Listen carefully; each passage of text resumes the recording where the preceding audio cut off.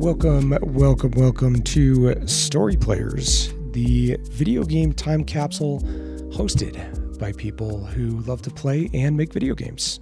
I am one of your hosts for this week, as always, Zachary Snader here, studio head over at Wildkind, and I am joined by my good friend, buddy, Powell. Hello. How you doing, buddy? Pleasure. An absolute pleasure. I'm good. Oh. Well, it's a pleasure to be here with you, too. Yes. Thank you. The way you introduced me is almost like I'm a guest. Yeah, maybe I need to work on that. No, it's okay. We'll workshop like it. I'm a guest of honor. No, it's fine. Well, you're an esteemed co-host. How does that sound? Is that better? That sounds perfect. It sounds, that could work. Maybe in post we can edit in like some really fancy medieval trumpet sounds whenever we say your name. And if you could work in like Grand Maestro of wondrous imagination, Rainbow Man Master. Your official title. That'd be good. Okay. My formal that's my formal title. And then you were knighted Cool. also, so you put Sir at the front. Mm-hmm. Okay. Sir, Your Majesty. Sir, Your Majesty, King of the rainbows and the majestic mountains.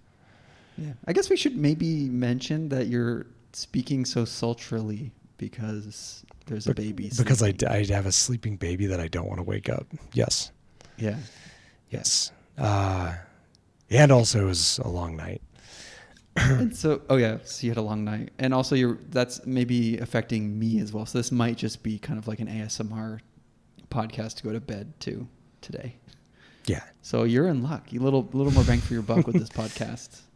Also, my browser just crashed, but it did not affect anything else, which is just so lucky. So cool. You use Chrome over there? What are you using? Oh man, I use Brave, but I downloaded this thing called Opera's the gamer one. Brave was like the crypto. Brave's actually a good browser usually, but I have this thing on my computer called Cold Turkey. I don't know if you're familiar with this. Basically, like what Cold Turkey does is it will automatically block websites and applications for you. It's really cool because I used to just like play chess way too many times when I was like bored, and I blocked. So I get it. Yeah, so I blocked chess. Cold Turkey is making sense now. Yes, the only way that I could unlock chess is if I type out 1,000 words. It would take me like minutes, and basically it changes your behavior. So anyway, the problem with that's kind of nice. Is that did you Cold do Turkey, it though? Did you ever actually like? No, I was like, you wanted to do chess so bad. No. Cold Turkey and Dark Reader don't play well together. So my browser crashes like 2 to 3 times a day, which is super annoying, but it is what it is. Anyway, we're fine. We're good. That's the nerdiest addiction I've ever heard. What? Chess? Chess. Addicted to digital chess is the dorkiest thing. Dude, I was a nationally ranked chess player when I was a kid. Are you serious? Yeah, I've loved chess for like my entire life. That is a new fact I did not know about you. Yeah. That is another endearing Zach Snader factoid. Yeah, dude. The only reason I really stopped is because I got in a car accident as a kid. I mean, I wasn't driving, but I was involved. You were playing chess while driving. Yeah, right. As a 6-year-old. So this car accident, explain the story. This car accident stopped you from playing chess? Yeah, pretty much. Because it broke the whole flow, and then I don't know, like whatever was going on with my mom at the time, and so yeah, I mean, I couldn't drive myself I had like a chess coach and all that stuff. Oh, so your mom was driving you to a chess practice or whatever? Yeah, I think we were driving to a thing. And then the car accident made you nervous about driving with your mom? Well, I was like 6, so I didn't drive my mom anywhere yet. No, yeah, well, and your anyway, mom drove you. Yeah, story for another time. But that's a hero origin story or something. And then a spider bit me, and I became the best chess player in the world. Yeah, some chess themed superhero. Yeah, it's oh man, chess man. That is so interesting of you. The rook. Yeah, the bishop. I'll call you bishop. Bishop. Rook. I don't. Yeah. Bishop's good. That's cool. For anyone who hasn't been following the podcast, Zach is, to my knowledge, like a jock for most of like, which is why I'm so endeared to him, is because like he's a jock who's also into games. So he like stays in shape and can toss a football. Toss around the pigskin, but is also like playing like The Last of Us and stuff. And thinking about it, not just playing, but thinking about it. Yeah. That's important. That's an important part. Let's talk about the dynamics of the relationship between Ellie and Joel for 12 hours. Yeah, let's do that. I'm sure that's already been a podcast. There's probably a Last of Us podcast. Because the story complexities there was a lot to talk about. There was like a mini series kind of thing. It was actually really cool because Troy Baker interviewed. Was this before it was before the show? I think it was after episode 2 came out. But Troy Baker interviewed a bunch of the actors from the games and Neil Druckmann and maybe some other devs. Yeah, Troy Baker's just like such an awesome human being. You know, you kind of look like Troy Baker a little bit. That's not true. Don't say that. It is true. Someone who doesn't really like Troy Baker that much. What? You don't like Troy Baker that much? He's kind of I mean, he's putting himself out there, but I feel like he's kind of maybe a little bit of a coattail rider, maybe, I think. And I also don't like his acting style for most of his like. Really? I mean, it's maybe not up to him a lot of the times. Like I think a lot of times they're like, you know, that voice you did for BioShock, just do that, please. When he's able to like perform like Joel, the character Joel, I think he does great. I think that character is, you know, it's a very strong character, and it's totally him. Him himself, though, like the scarf wearing, beanie toting, guitar player, long hair, like heartthrob kind of guy with like 5 o'clock shadow. I don't really get into him that much. Especially when you compare him to Nolan North, where he's usually like kind of rubbing shoulders with Nolan North, obviously because they have a kinship. Nolan North is just such a wholesome, like genuine guy, and he's not trying to, you know, climb any ladders, you know. And I feel like Troy's the opposite. I think Troy is all over, you know, other people's shoulders, if all that metaphor makes sense. Yeah. Okay. I just feel like there's not like an altruism to him. There isn't like an aspect of like humbleness to him. Whereas like I think other voice actors, they're rightfully humble. I think your perspective would change if you listened to his interviews, because he's a very thoughtful I've seen him around person. I didn't think you'd have such a strong opinion on Troy Baker. I'm kind of taking it back. Well, that's. It's not it's really not a strong opinion. I'm just verbose, I guess, vocal about my thoughts, I guess. Okay. Because I could take him or leave him. I think he's fine, but like, I'm not attracted to it. To like, I wouldn't seek out his podcasts or anything like that. He just did a talk. Well, he was part of a talk at GDC with Austin Wintory? I think it was, about the relationship between the actors and the music for Stray Gods. And it was super cool hearing them talk about like how they thought of voice acting as like a very prominent part of the audio for that game, because it's basically a musical, right? But like there's not really ever been any other musical games of prominence like ever.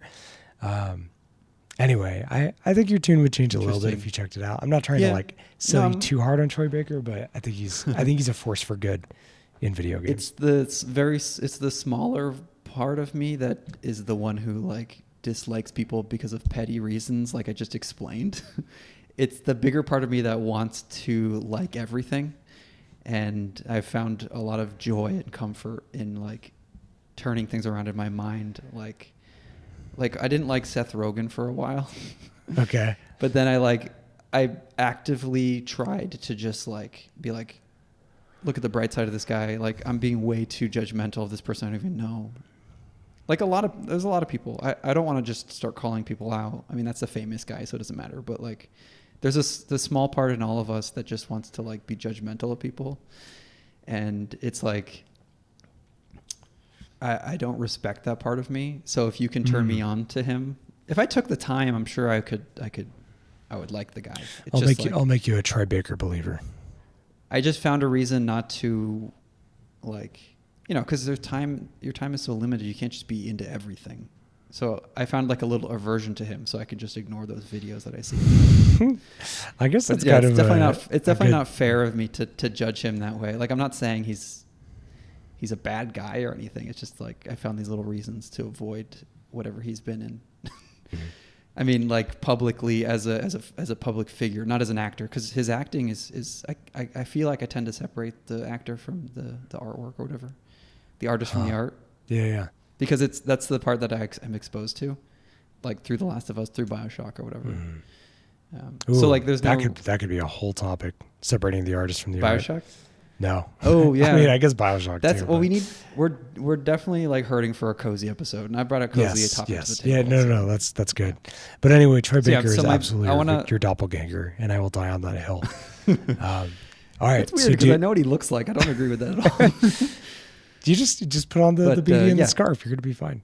If Troy Baker's out there, I want to put it on the record because I just realized this is actually going online, and I don't want to be like looking like a bastard. I think it's fair to have bastard thoughts about people that aren't always positive, especially if you are open. Especially if you're open to potentially shifting your perspective. There's nothing wrong with that. No, I'm totally. That's the thing. Like, I don't feel good having an aversion to someone who's also very prevalent in a community that I like, which is the gaming space, and also voice actors. You're not judging him as a person. You're just talking about his work, which you can judge objectively. I'm just like offhand just saying I don't want to watch his videos because he looks like kind of a little bit maybe full of himself, like he's smelling his own smells.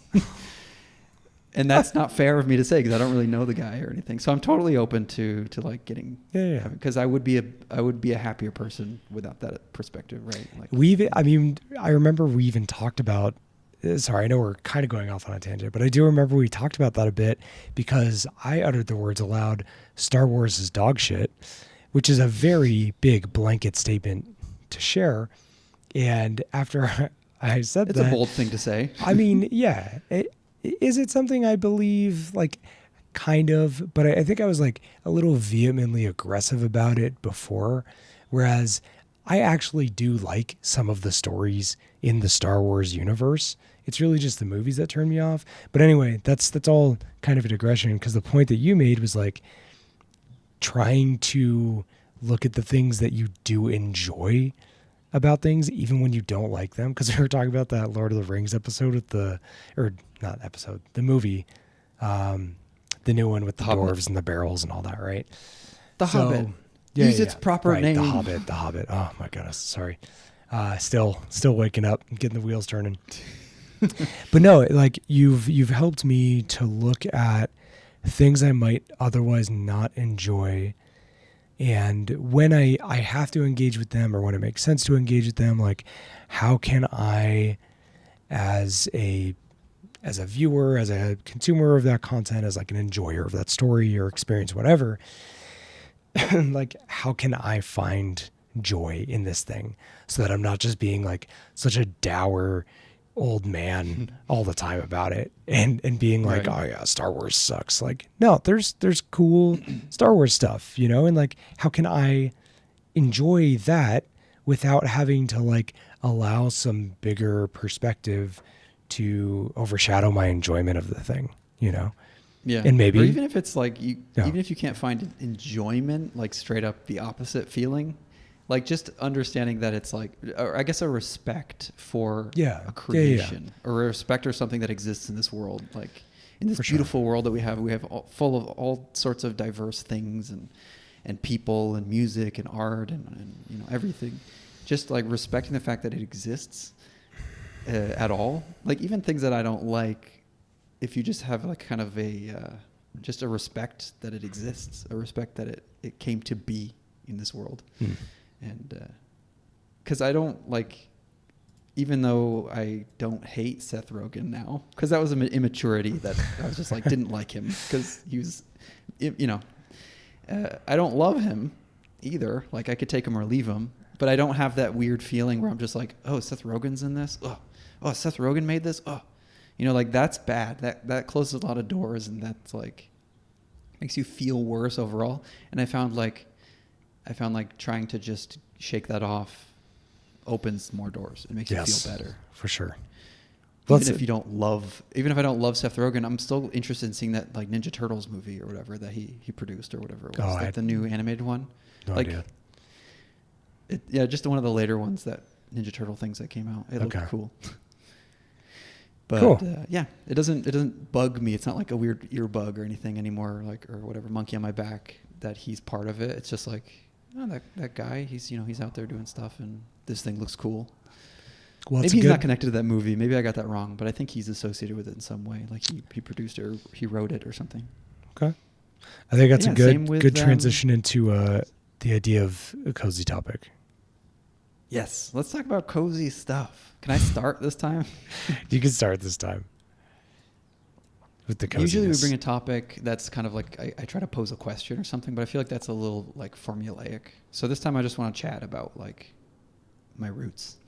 Okay. I don't think it's too formulaic. Don't judge that too harshly, but we can talk about whatever you would like to.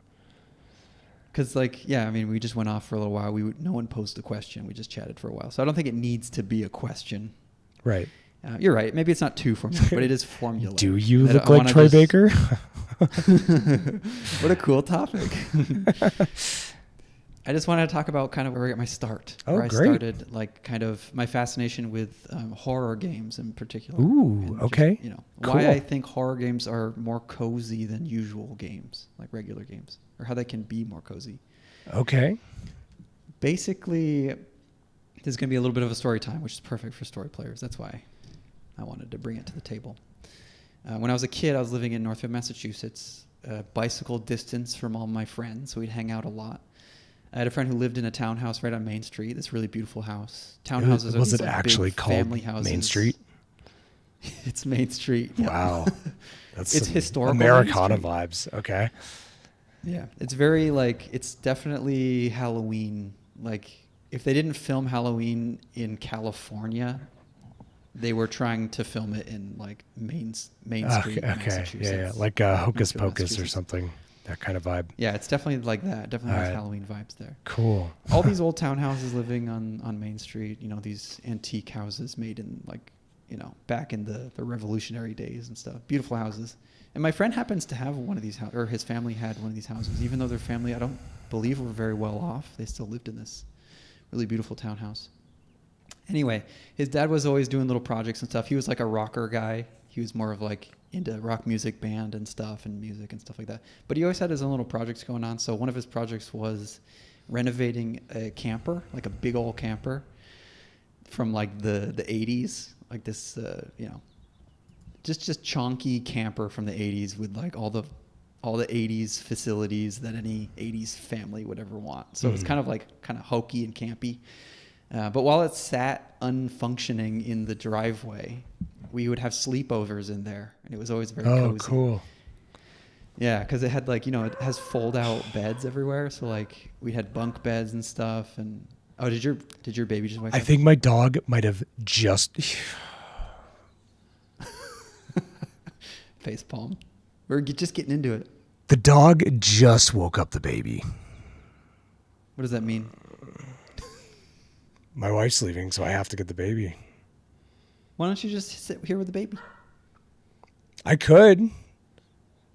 Grab him. Yeah? Does he sit still for an hour? Do you need to give him a... Sit still, no, but he'll hang out. He can hang out in here. We can try to make it work. Bring his favorite toy that pacifies him. Sit him down here, and I'll keep some eyes on him too because I got cameras. You get a Okay. camera on him. Let and then you keep me. an eye on him. I need 5 minutes, roughly. That's okay. You want to give me some time to Of 10? course. 10. 10's probably more accurate. 10 minutes. Oh, I'm so sorry, man. Go All get right. that baby. Oh, okay. Go I'm get gonna that go. I'm baby. gonna go get the baby. I'm gonna mute, but then I'll keep the camera on so that way you'll know when I'm back inside. I'll say hi again.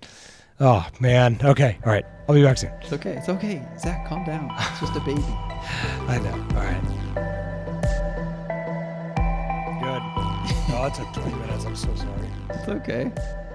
You think it's gonna work? Is he gonna be okay?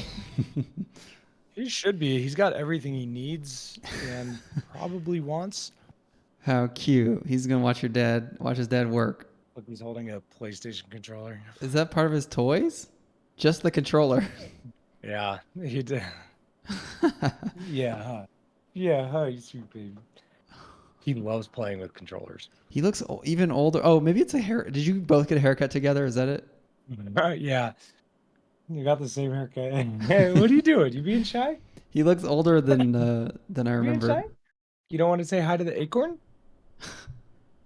Dude, he looks like he's going to be 14 tomorrow. Crazy. It's a mature haircut. Definitely a mature haircut. You're being silly. You're being silly goose. You'll see him. Oh, I guess you can't really see it. He's just going to go probably play around in the window and stuff. So. Okay. Well, hopefully the window's closed. Yeah.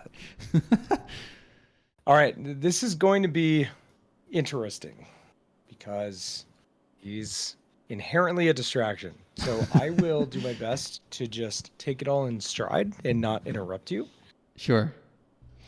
All right. Where the heck was I? Camping in the camper. Right. Okay. So we were in this camper.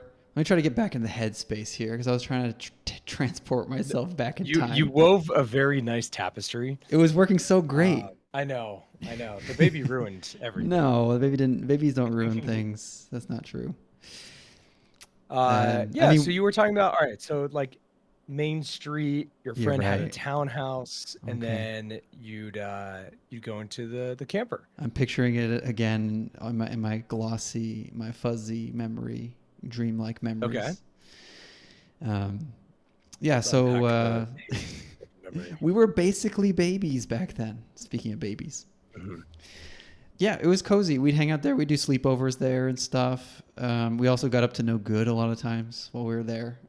We actually got in trouble with the police once when we had a sleepover there because we like wandered around town in the middle of the night. Yeah, very uncharacteristic of me. That's another story. Maybe we'll get to that story. I suppose the police don't have a lot more to do than I guess we deal were with those kind of things over there too. I mean, we were causing trouble, so yeah. And small town police, like they don't really have that much to talk about, but like teenagers getting up to no good. I don't think we were even teenagers at the time. Maybe we were. I remember my dad threatening me afterwards, saying like, "A couple more years and you're gonna be like, this kind of messing around is gonna get you in jail and not just a slap on the wrist." Because I couldn't, I was too young to go to juvie, I guess. I don't know how young you have to be, or I was too young to go to like jail to be like actually prosecuted. Anyway, well, I don't think they throw babies in prison, so I'll leave that a mystery. Maybe that'll come up later. That'll be a little like edgy mystery. Talk about baby crime law. I might have been 11 or 12 when this happened. We'll talk about this some other time. Anyway, this was a cozy time. Right. This wasn't a scary doing wrong out in the town at night. This is a cozy time. Basically camping in this camper, just in his garage at night. And it was kind of fun because this will give you an idea of how like, how this thing was being worked on by his dad. Basically you couldn't enter the camper if you weren't grounded when you touched the first step, because the first step was metal. And if you stepped on it and you weren't it's the opposite. If you were grounded and touched it, I believe you'd get shocked. So you had to jump in to not get shocked by this first step. And I think you didn't have like rubber shoes or anything to no, we were running around barefoot all the time. I remember that. Yeah. We were like little creatures running around, little monkeys.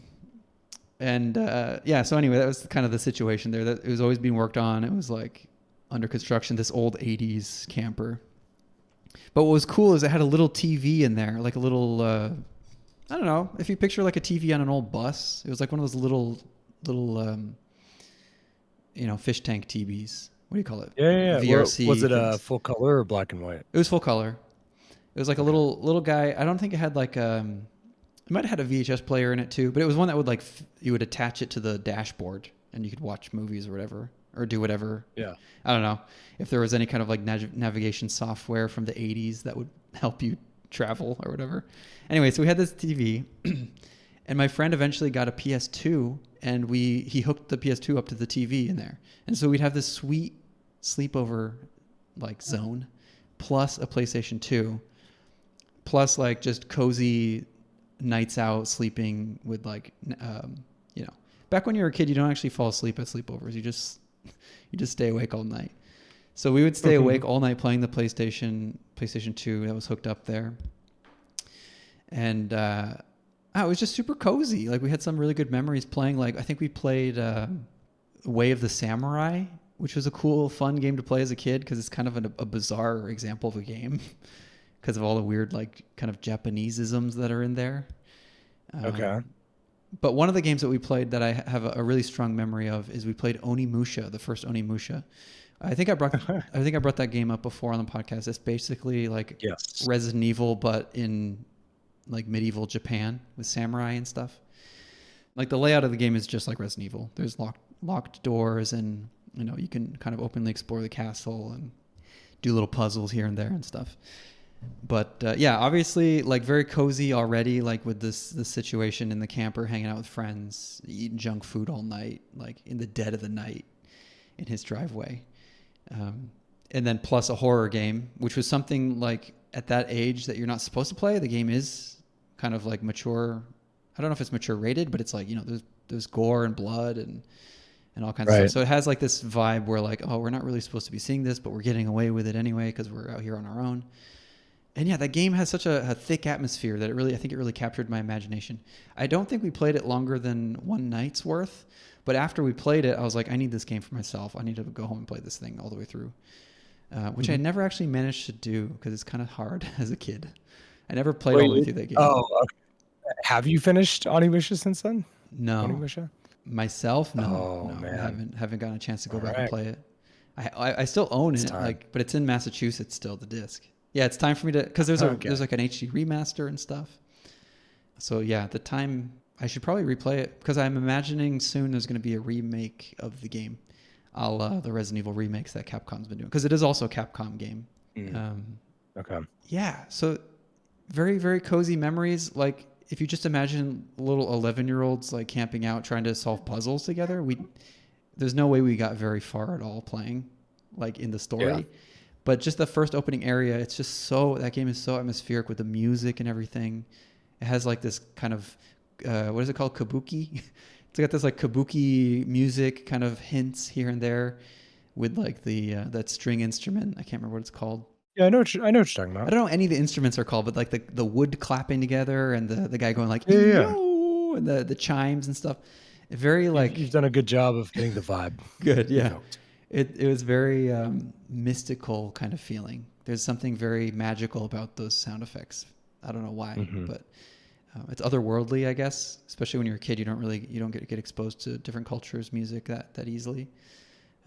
So yeah, just very tonally, I don't know, just eerie and interesting and captivating. And like the game isn't scary in the first area where we were playing, and I think that may be where I got my first impression of like horror is an atmosphere. It's not just gore and surprise scares. It's this setting. It's feeling like, I don't know, just that crisp evening air and like some trouble afoot and like something's lurking. More of that feeling than something like a big ugly monster jumping out at you. Like Main Street gone wrong. Yeah, more like I don't know, just it's that vibe. It's that quiet. For me, that's what horror is more. Like horror is a comfy feeling. It's something that you should feel comfortable in. And that level is somewhere around there where it's just more atmospheric and foreboding and something. Because, I mean, there's monsters there but in the game, but it was, we were dealing more with just exploring, honestly. have a question for you then. Sure. Also, forgive any of the guitar playing noises in the background. That's just my small child. Would you say that horror then, like if you were to overly simplify it, is taking what we find comfortable and making it uncomfortable? Is that overly reductive, or just like it was an idea that crossed my mind when you mentioned this is the cozy place, but like now it's not. Now there's monsters, that kind of thing. The thing is, like, I don't think I would describe my time with that game in particular as feeling afraid, feeling like uncomfortable, feeling nervous. Like, it was just more fascinating. It was like interesting. Like, I think maybe people could relate to photos of spiders. Like, we have an inherent reaction to spiders just because of our heritage. But I think you get to a point where like, I know this is a photo of a spider, so I feel comfortable. But now that I'm up close, I can examine it, and it's interesting. I think good horror, I should say horror, because saying horror just sounds like... No, you got that New England accent though. Saying it's something you're comfortable with making uncomfortable, I think that's part of it. I think horror is like really something like nebulous. There's a lot of different descriptions of it. I wouldn't reduce it, like you said, necessarily, but I think what you said is part of it, because familiarity plays a big part in what kinds of horror we consume in media. Because obviously you don't want to seek out things that make you feel uncomfortable. You want to feel safe, at least. And so, yeah, familiarity with something, whether it is gory monsters jumping out at you. If you're familiar with that, if you feel comfortable there, I think that is a comfort zone for a lot of people. That's why that's a big part of horror, is the slasher films and stuff like that. That is cozy for a lot of people. For me in particular... Okay, so how do you reckon that with something like Amnesia, The Dark Descent, right? Right. Like the first Amnesia game. Like where's the... It doesn't seem cozy in like any way at all, right, whatsoever. Yeah. I think... Yeah. Because luckily I've played that game. I played a lot of the Amnesia games, actually, even the Penumbra games, if you guys know. If anyone in the audience remembers the Penumbra series. I know of Penumbra. But yeah, I guess like Amnesia, maybe Dead Space, like these things are abstracted maybe a couple layers beyond that coziness. I mean, I guess Alien too. Okay, now I'm thinking about how stupid my question maybe was. No, I mean, it's not. It's honestly, that's not, like I think what you're thinking of is that like the cat and mouse genre of horror. Like I said, horror is so huge. It's such a nebulous topic. And I think like, yeah, the cat and mouse style, like Alien Isolation in particular, the movie Alien, the series, that's like you're being hunted essentially. And so there's a level of tension there that's different from, I don't know, like an Onimusha game. You're not necessarily being stalked in Onimusha or in a lot of horror games. But in Amnesia, you're being stalked by this thing, this like fear monster thing, right? And so that gives you another level of discomfort. I think for me in particular, I don't have a lot of experience with that game, but for like, I would liken it to like an Aliens type game, or Alien Isolation. I mean, I'm more familiar with that game. And for me, that game is exhausting. That's a tiring game to play. That game is like, it never lets up. And so I wouldn't return to that game and feel cozy.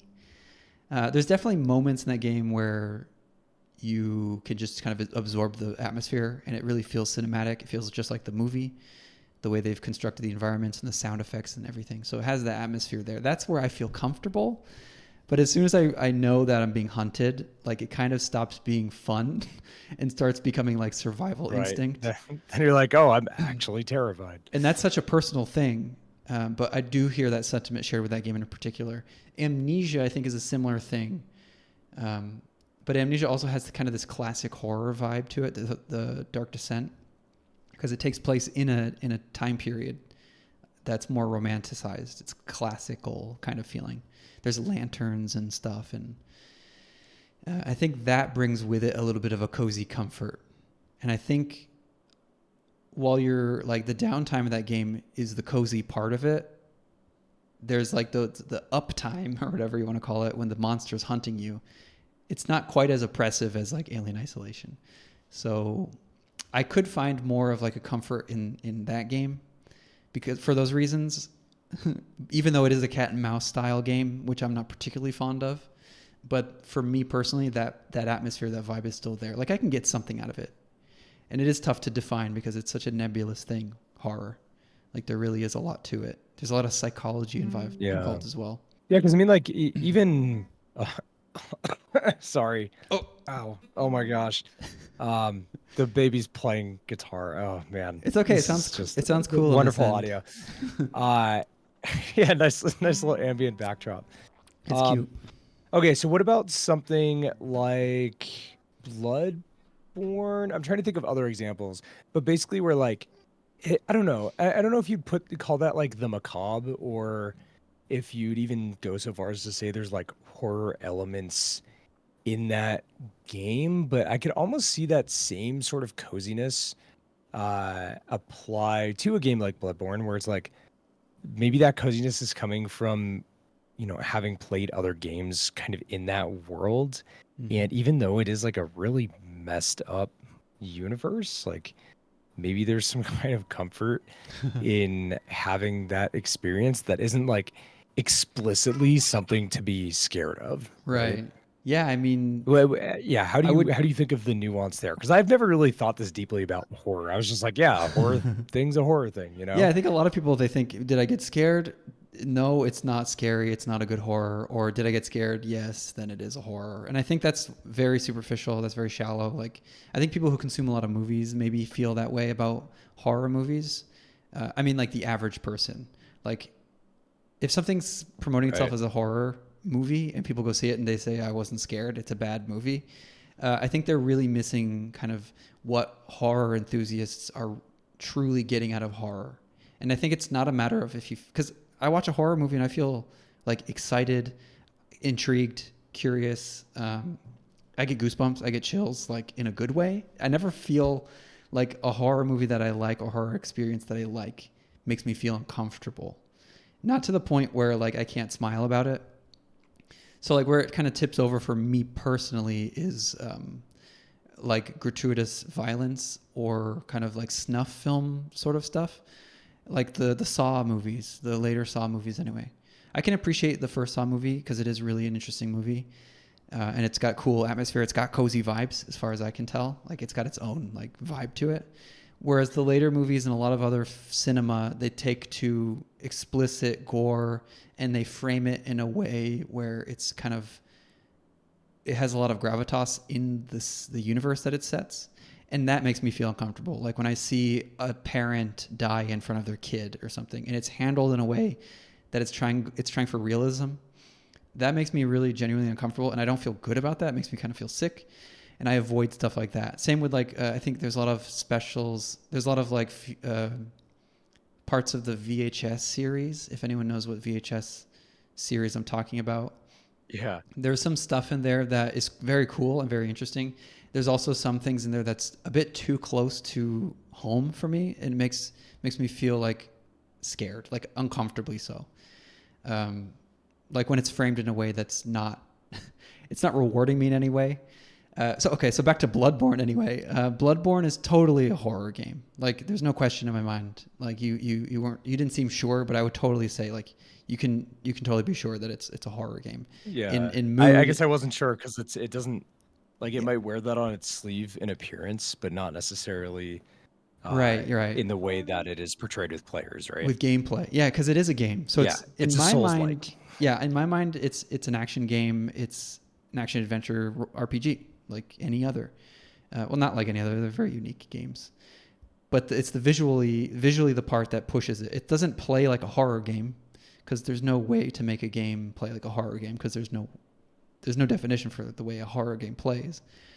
So it plays like an RPG, an action RPG, like a Souls game. So visually and thematically and tonally and everything, it is totally a horror game. And it absolutely has cozy vibes, especially Bloodborne, because it has that romantic kind of Victorian era kind of, werewolves and vampires and all that kind of stuff. And that is comfortable. That's a setting and a genre that I'm comfortable with and I'm familiar with, and it's fun for me to like people like that era. It's very romantic. Aside from all the death, even you could argue that a lot of the death is kind of romanticized in that era. And Okay. so, and also the separation, there's so many layers of separation with a video game. And I think there's even more with movies.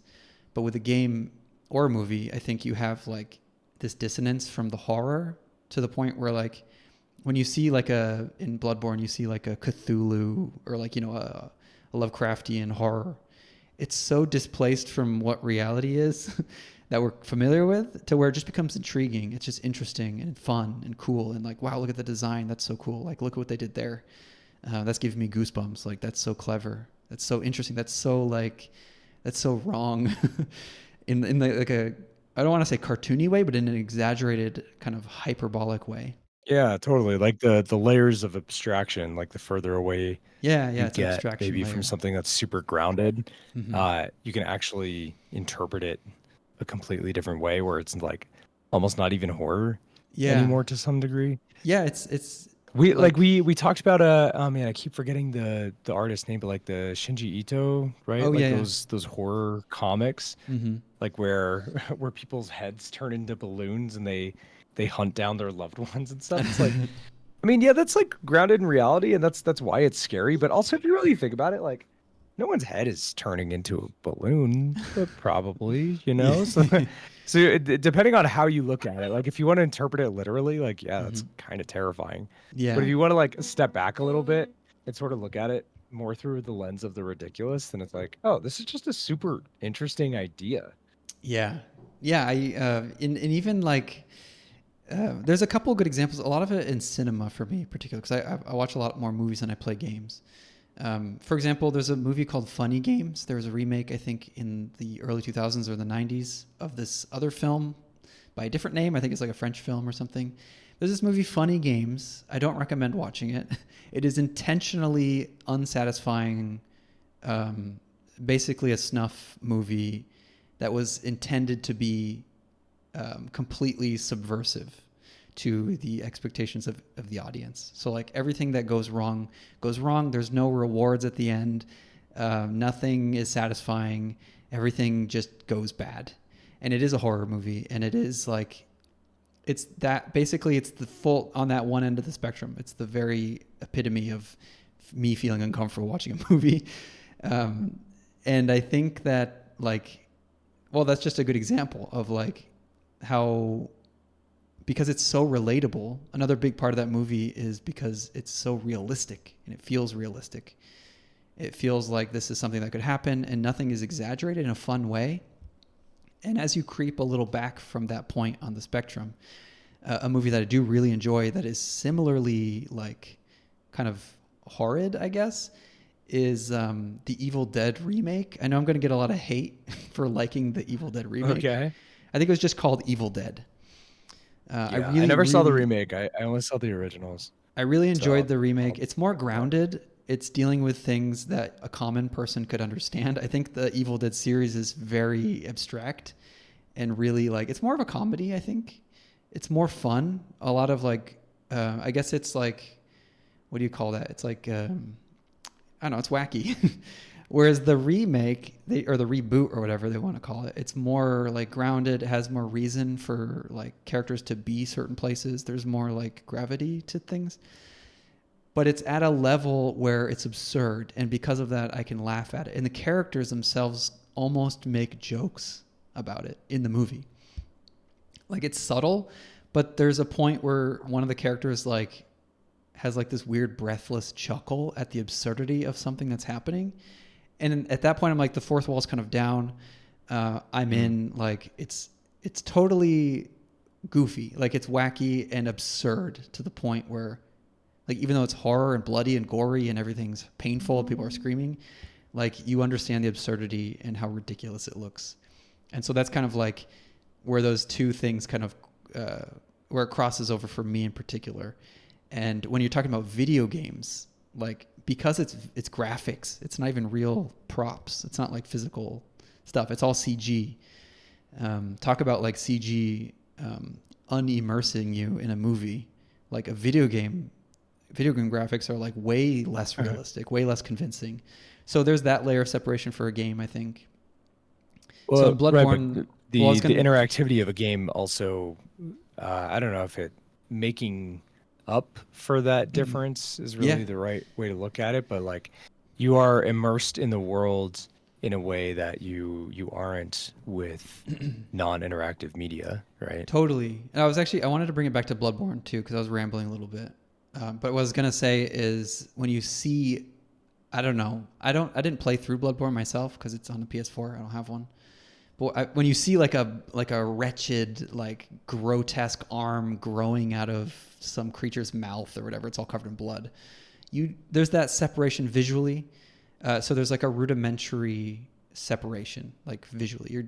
You have this dissonance. Whereas like in a movie, you see something like that, it's maybe simulated a little better, especially if it's with kind of an effect that sells for you. But yeah, just like you said, with a video game, you have what is it called?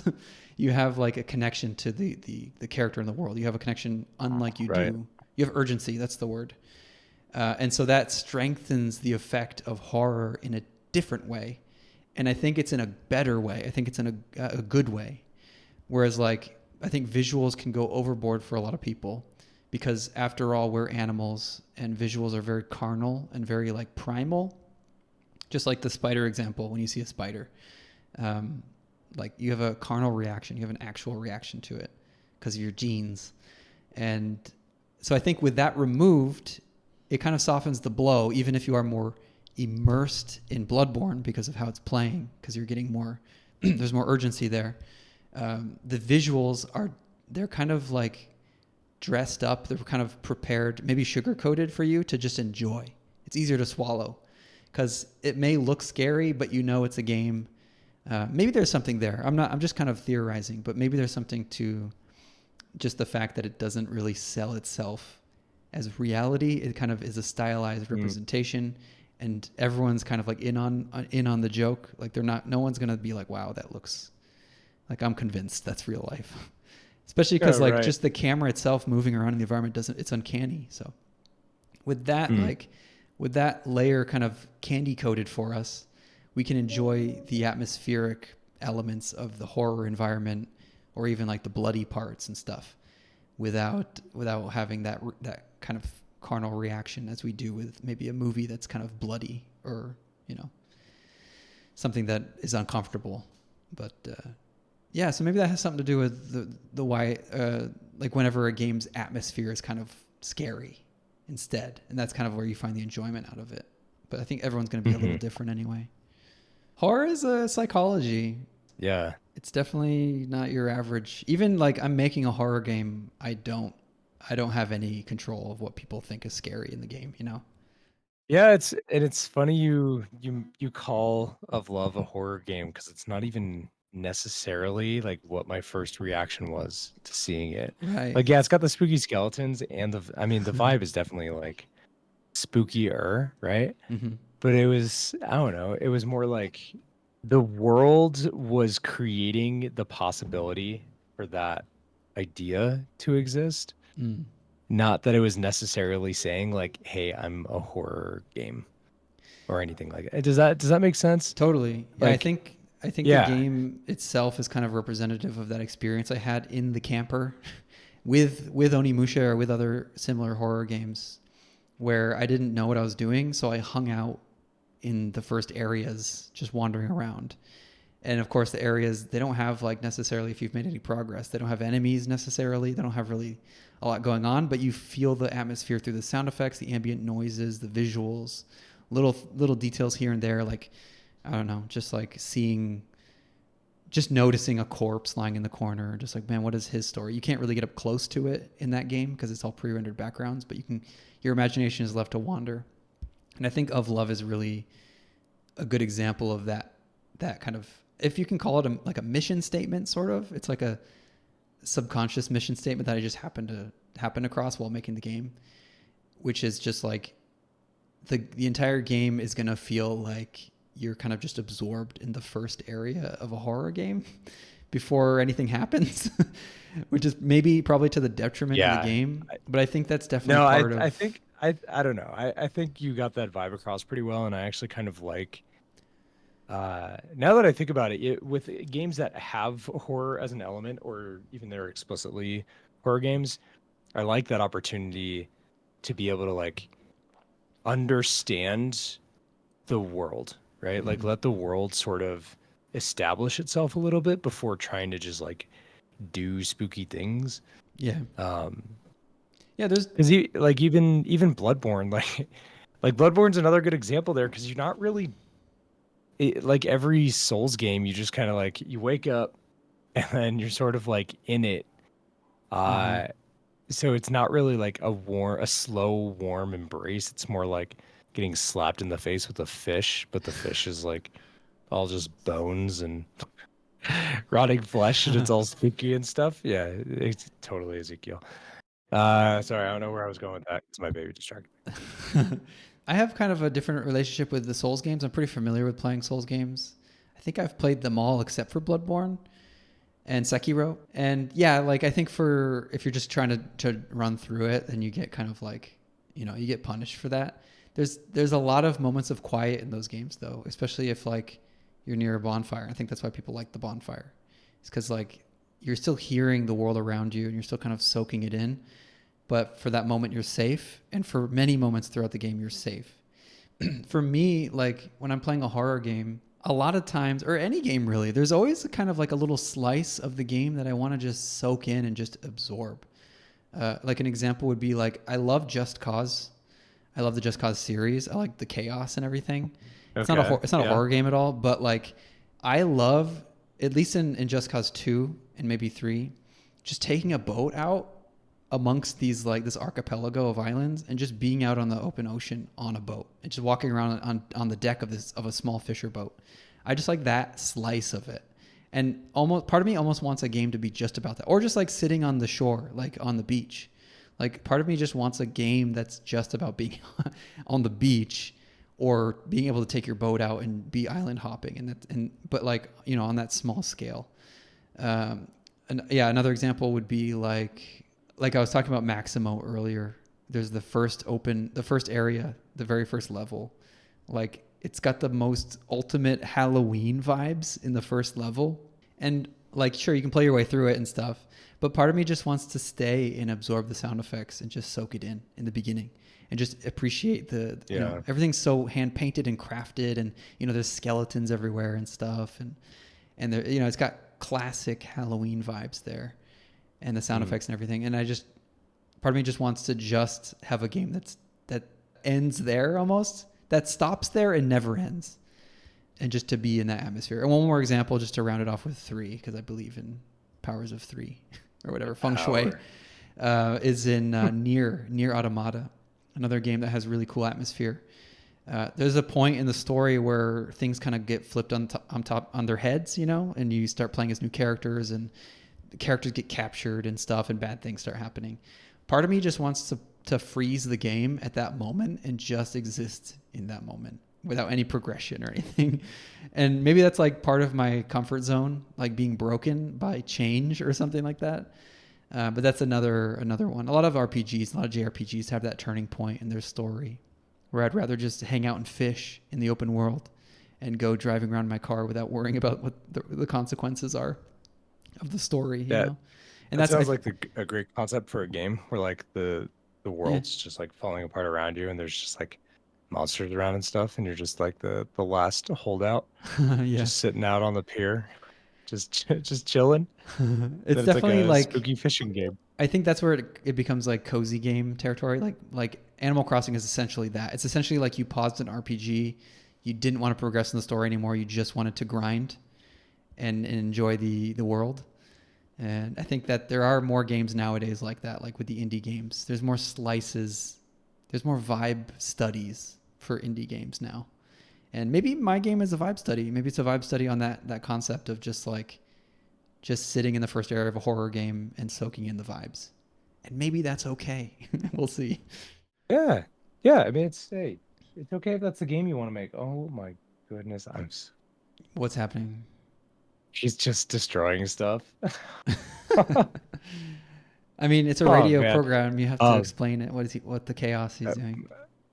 he took he took a framed picture I had on my desk and he threw it on the ground and Mm-hmm. he is now trying to rip apart the little back support thing that Oh. keeps the frame together.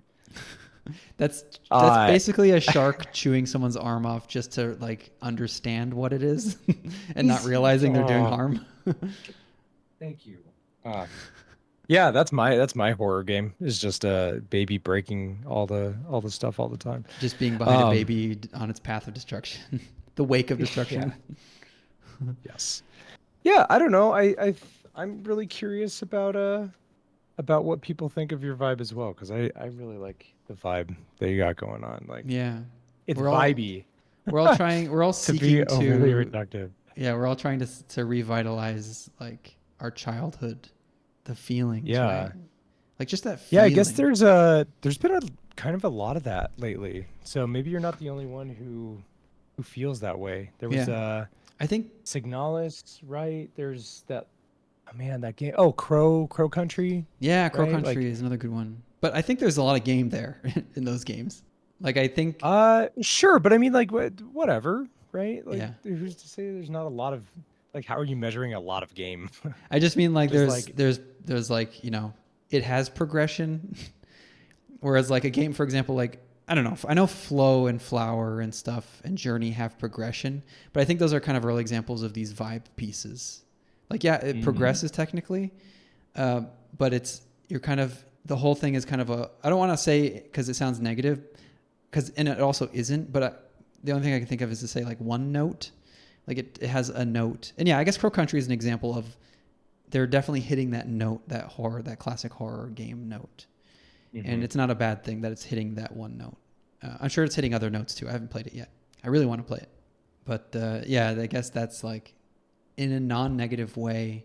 I guess because what makes me like uncomfortable is is babies.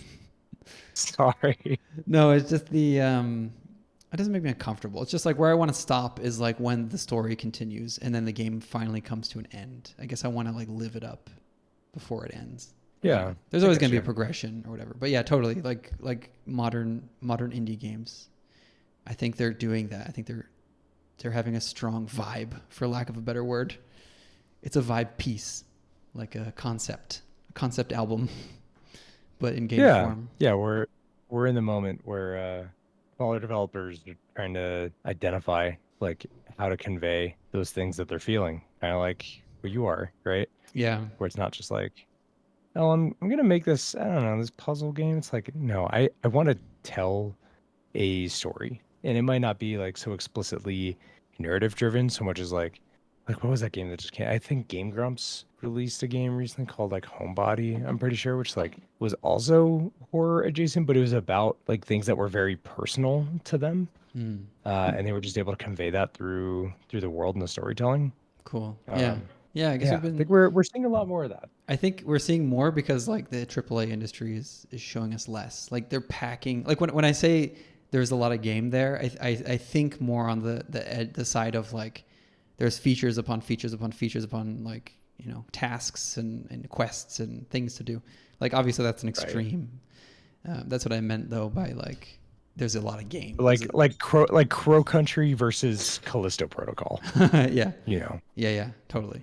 Like that's Or kind of the contrast that we have right now. yeah, there's just a lot of games where like I love the vibe, but then there's like why is there also like crafting involved and why is there also like an economy and stuff?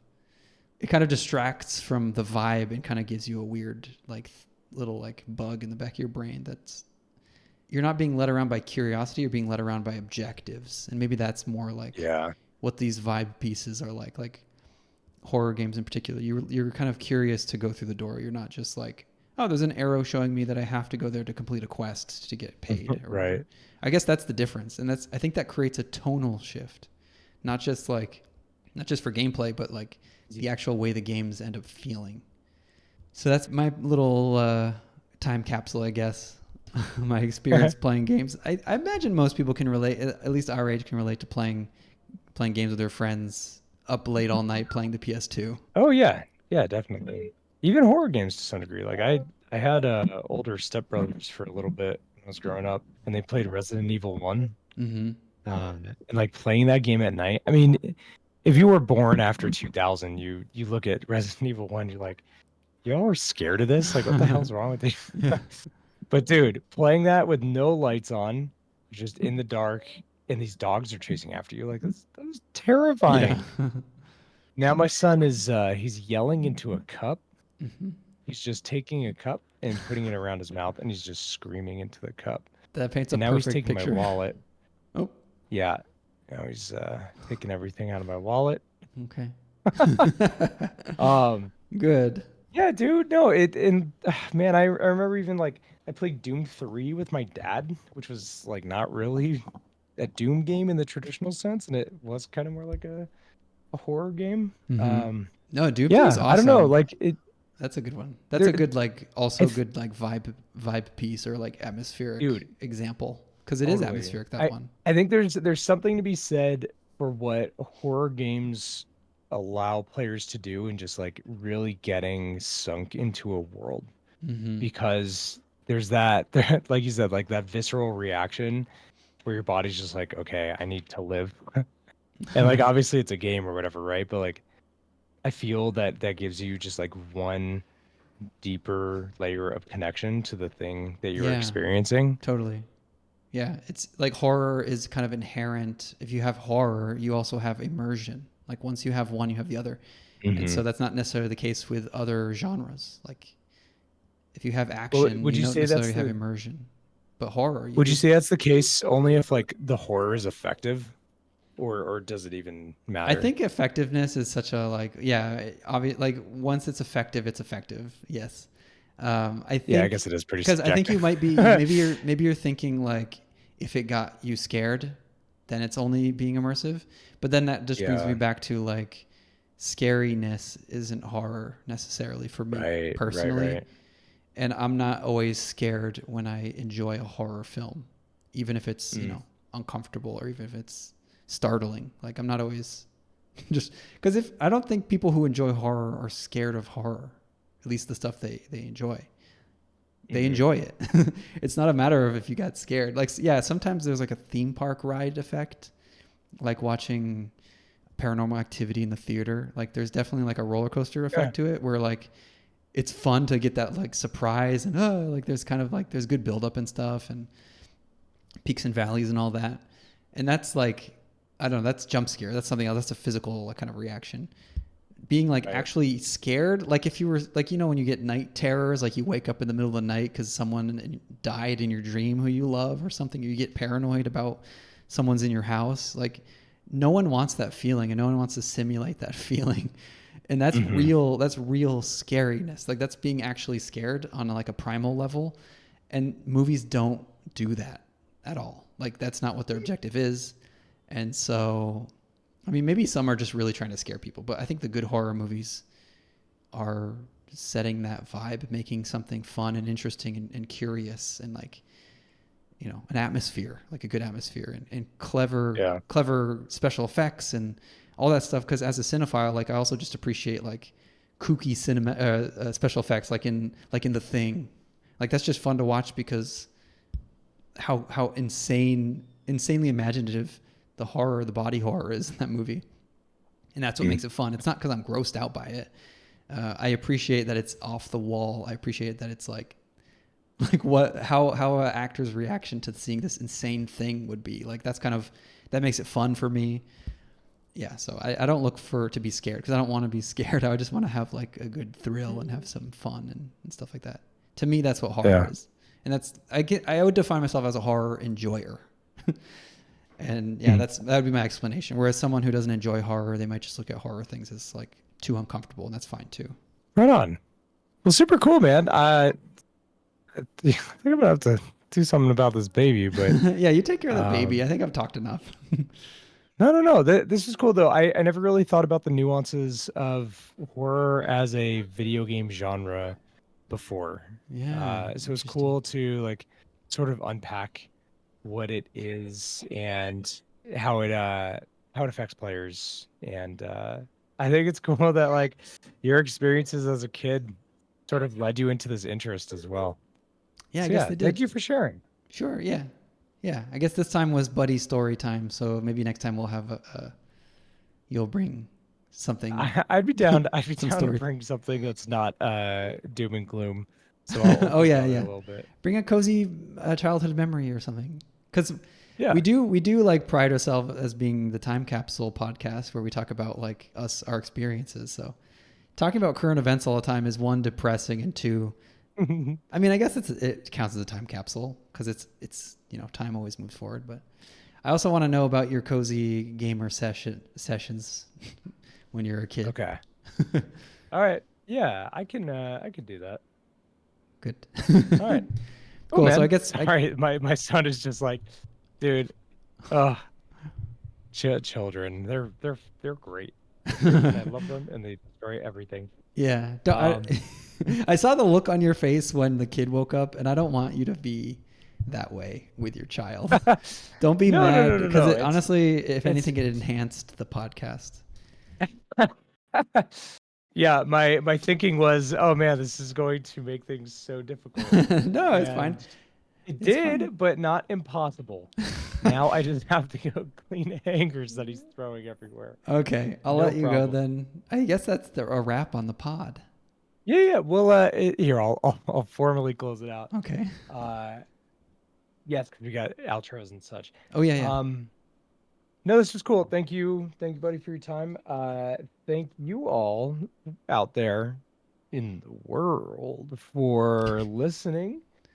My name is Zachary Snader. Again, I'm over at wildkind.gg. You can look us up on all the socials. And cool, thanks, Ezekiel. And that was my son Ezekiel in the background as our associate editor. He's the guest today. Yeah. And He's our third buddy, wheel. where can people find you if they want to Yes, see what's going on? I have been Winston Powell. Everyone knows me as Buddy.